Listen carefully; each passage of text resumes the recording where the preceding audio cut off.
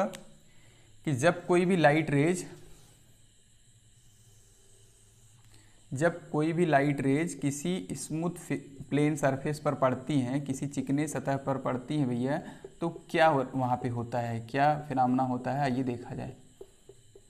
ठीक है, ये मान लीजिए आपका क्या है, ये प्लेन सरफेस है, वो भी स्मूथ है।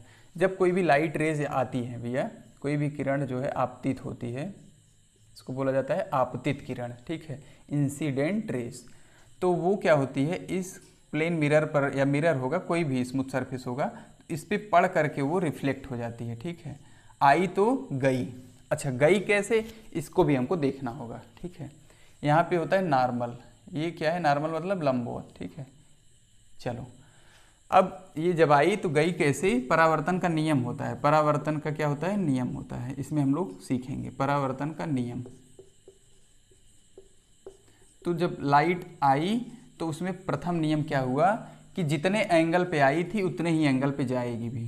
तो आपतित किरण तथा, और एक बात क्या होगा, जितने पे आई थी उतने पे ही जाएगी, और क्या होगा, जिस पॉइंट पे आपतित किरण है उसी पॉइंट पे परावर्तित है, उसी पे भैया आपका नॉर्मल यानी अभिलंब भी है। तो हम लोग क्या लिख देंगे, आपतित किरण तथा परावर्तित किरण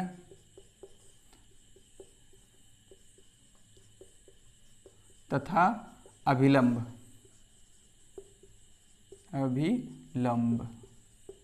तीनों एक ही तल में होंगे। आपको जब कभी पूछा जाएगा कि परावर्तन का नियम बताइए तो क्या लिखेंगे, यही बात लिखेंगे। देखिए ना, इसी पॉइंट, एक ही प्लेन में, एक ही पॉइंट पे। ठीक है, पर अभिलंब तीनों एक ही बिंदु पर होंगे, एक ही बिंदु पर होंगे। ठीक है, दूसरा नियम क्या है, दूसरा नियम ये होता है भैया कि आपतन कोण, जो आपतित किरण के द्वारा कोण बनता है, ये वाला अभिलंब और आपतित किरण के बीच जो कोण बनता है, इसको बोलते हैं इंसिडेंट एंगल। इसको आई से नोट करते हैं। आपतन कोण जो है वो किसके बराबर होता है, परावर्तन कोण के। ठीक है, रिफ्लेक्टेड रे के, रिफ्लेक्टेड मतलब परावर्तन कोण के।